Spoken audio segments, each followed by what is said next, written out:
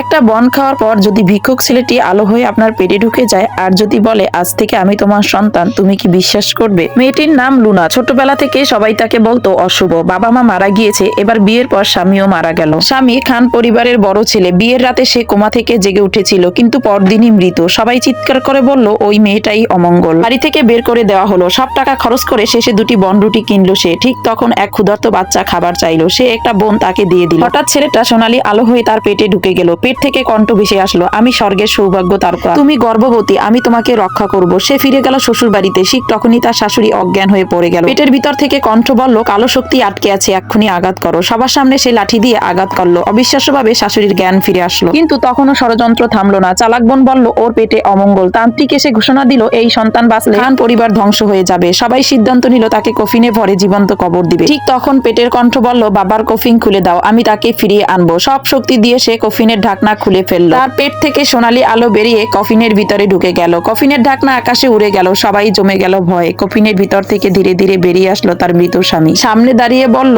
কে বলেছে আমি মরেছি?